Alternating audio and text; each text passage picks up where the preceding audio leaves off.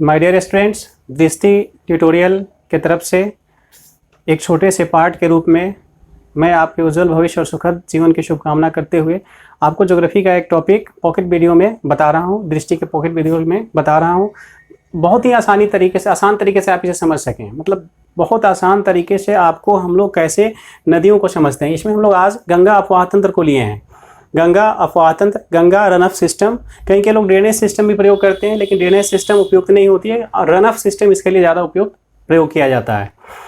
यहाँ हम लोग देखते हैं, सबसे पहले हम लोग गंगा अफवाह तंत्र में क्या क्या हम लोगों को पढ़ना है, जानना कौन कौन सा है। तो गंगा नदी सबसे पहले आती है कि गंगा नदी है क्या, गंगा नदी कहाँ से उठती है और गंगा नदी कब बनती है, उसकी विशेषताएं क्या है, इन चीज़ों को हम लोग देखते हैं। सबसे पहले हमारे पास आता है कि गंगा नदी का उद्गम स्थल क्या है। तो गंगा नदी जो हमारी है ये उत्तराखंड में इसका उद्गम स्थल है। लेकिन गंगा नदी के उद्गम स्थल में इसका मुख्य जो पॉइंट है, कहाँ कौन सा नदी जिसको है हम लोग गंगा नदी कहते हैं। तो गंगा नदी जो है ये जहाँ से उत्पन्न होती है, जो इसका उद्गम बिंदु है वो गंगोत्री हिमनद है। गंगोत्री हिमनद उत्तराखंड में पड़ता है और जब ये उत्पन्न होती है तो वहाँ इसको भागीरथी नदी के नाम से जाना जाता है। और भागीरथी नदी गंगा नदी कब बन जाती है, तो उत्तराखंड में ही भागीरथी नदी जब आगे की तरफ बढ़ती है तो आगे बढ़ने के बाद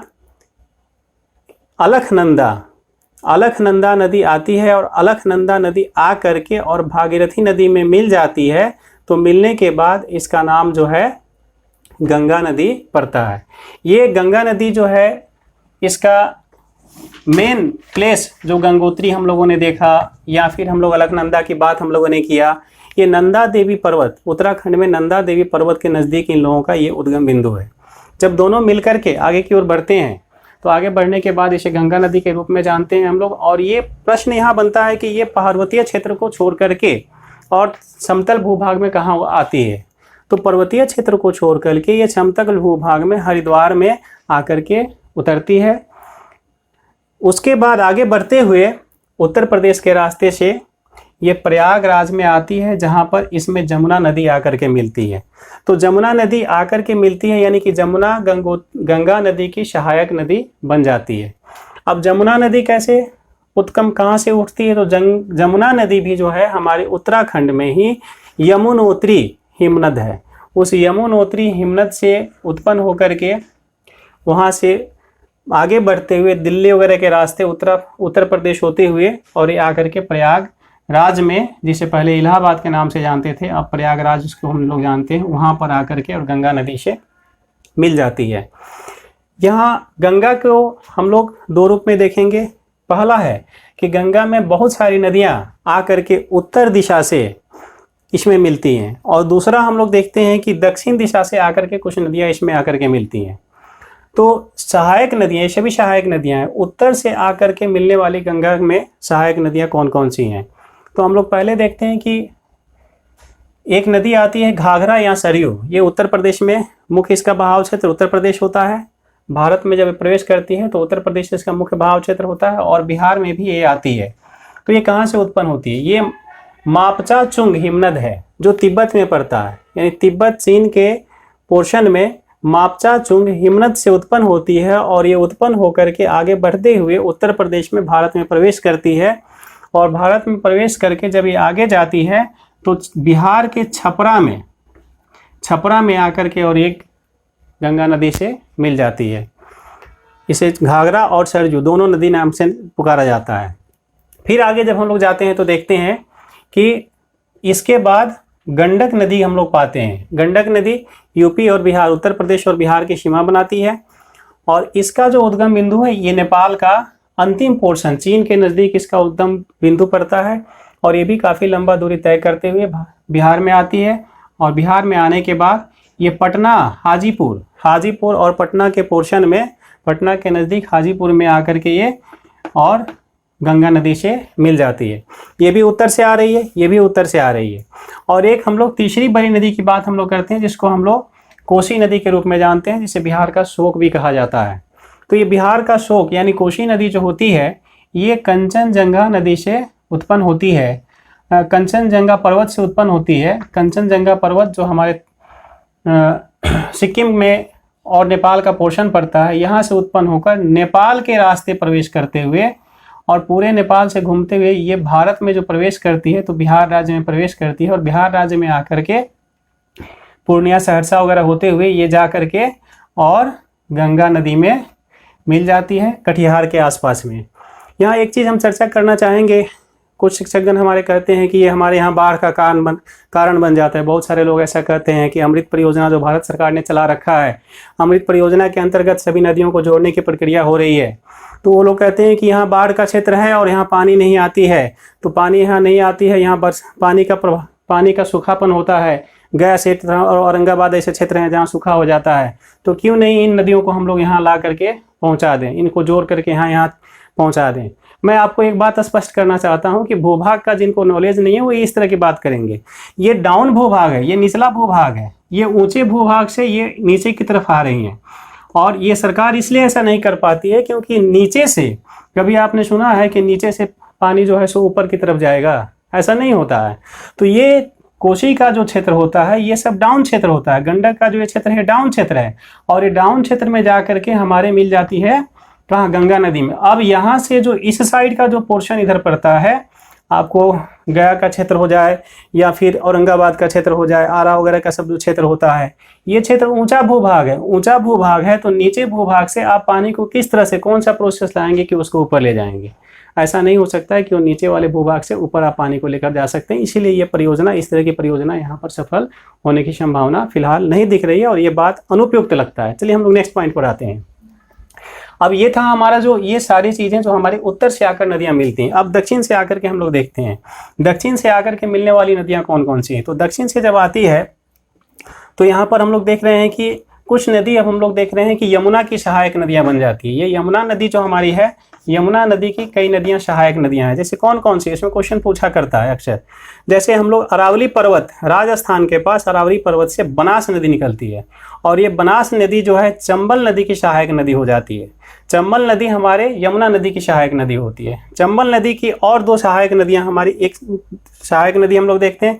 पहली बात, चंबल नदी निकलती कहाँ से है, तो चंबल नदी विंध्य पर्वत से निकलती है, लेकिन विंध्य पर्वत का मध्य प्रदेश वाले क्षेत्र से निकलती है। मध्य प्रदेश के विंध्य पर्वत से निकल करके और ये आकर के और मध्य प्रदेश में ही ये आगे बढ़ती है जहाँ इसमें बनास नदी आकर के मिलती है और फिर ये जा कर के यहाँ उत्तर प्रदेश में यमुना नदी से मिल जाती है। चंबल नदी की एक और इम्पोर्टेंट सहायक नदी है जिसके बारे में क्वेश्चन पूछा करता है, काली सिंध नदी।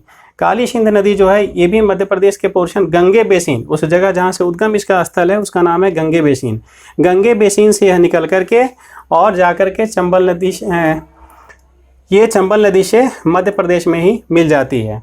फिर आगे हम लोग देखते हैं यमुना नदी में एक और सिंध नदी है, जो सिंध नदी मध्य प्रदेश से ही निकलती है और मध्य प्रदेश से निकल करके और ये जा करके उत्तर प्रदेश में आकर यमुना नदी से मिल जाती है, उसकी सहायक नदी बनती है। ये नदी भी दक्षिण दिशा से, दक्षिण पश्चिम दिशा से आकर के यमुना में मिल रही है। यहाँ हम चंबल को देख रहे हैं, चंबल पश्चिम और दक्षिण दिशा से आकर यमुना में मिलती है। क्वेश्चन ये भी पूछता है कि दक्षिण दिशा से कौन सी नदी आकर के यमुना में मिलती है, कौन सी सहायक नदी आकर मिलती है, ऐसे क्वेश्चन ये पूछता है। फिर आगे हम लोग देखते हैं बेतवा नदी।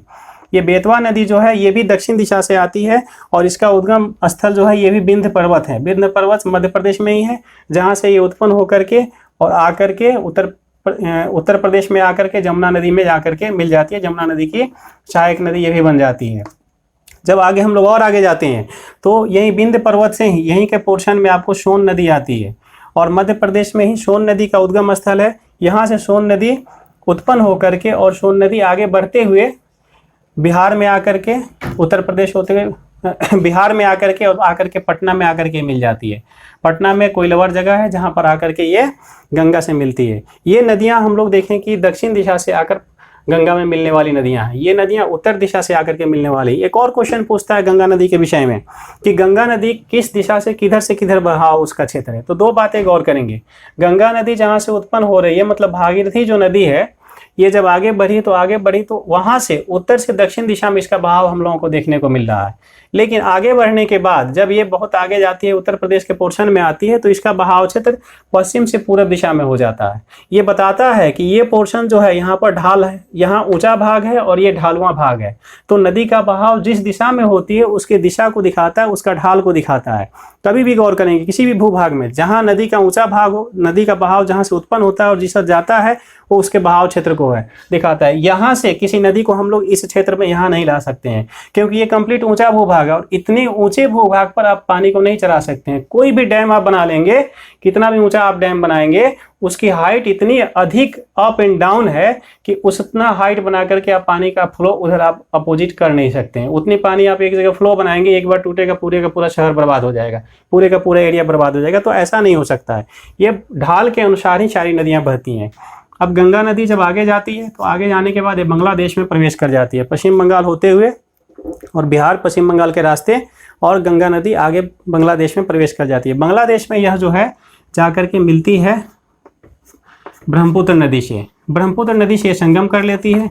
ब्रह्मपुत्र नदी से जब ये संगम करती है तो वहाँ इसका नाम बदल जाता है, वहाँ इसका नाम बदल करके पद्मा हो जाता है। मतलब गंगा का नाम नहीं, ये गंगा और जमुना का जो गंगा और ब्रह्मपुत्र का जो मिश्रण है, दोनों जो मिल करके नदियाँ बहती हैं, तो वहाँ पहले प्रारंभ में इसका नाम पद्मा हो जाता है।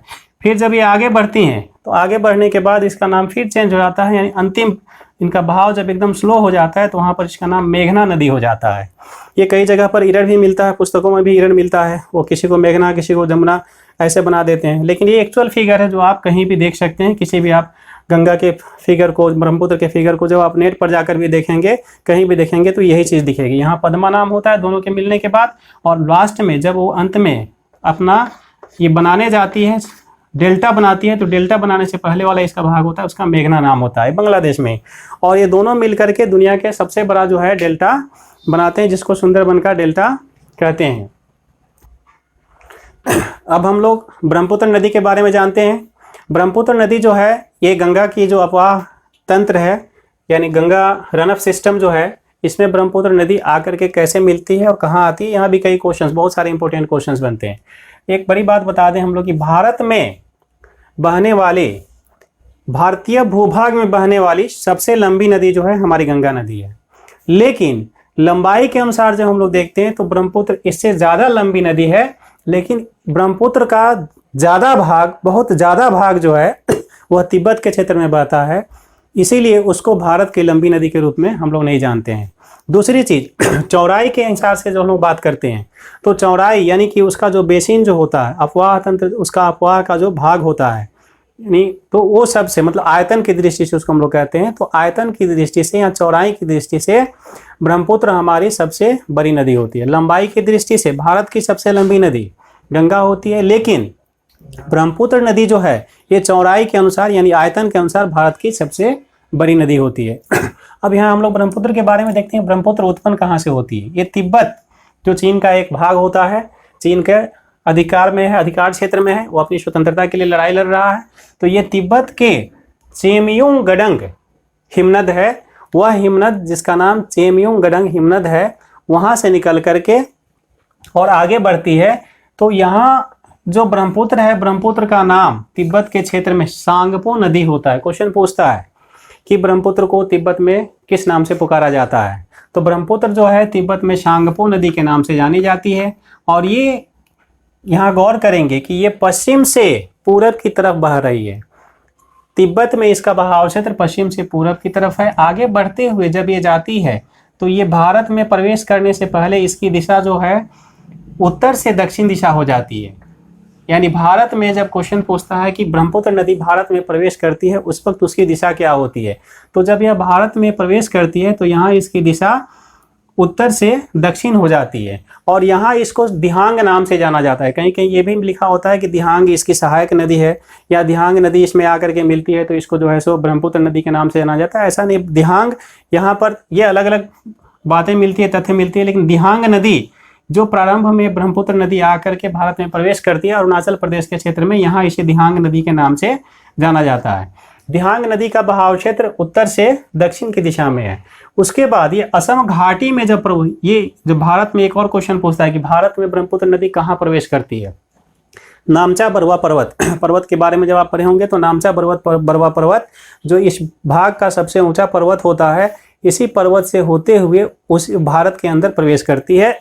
और दिहांग घाटी भी है, तो इस घाटी से, मैंने डाउन वाला पोर्शन है, उससे भारत में प्रवेश करती है। भारत में प्रवेश करने के बाद जब ये आगे की तरफ जाती है तो आगे की तरफ असम घाटी, यहाँ घाटी वाला पोर्शन हो जाता है, डाउन वाला पोर्शन होता है, रिफ्ट वैली भी उसको हम लोग कहते हैं। तो असम घाटी से में ये आकर के इन करती है, और इन करने के बाद जब असम में प्रवेश करती है तब यहाँ पर इसका नाम ब्रह्मपुत्र होता है।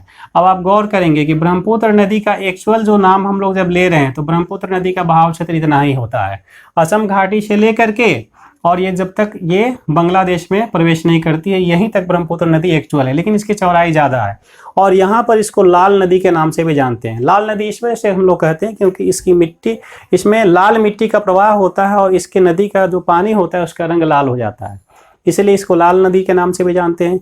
ब्रह्मपुत्र को ही ब्रह्मा की बेटी भी कहा जाता है।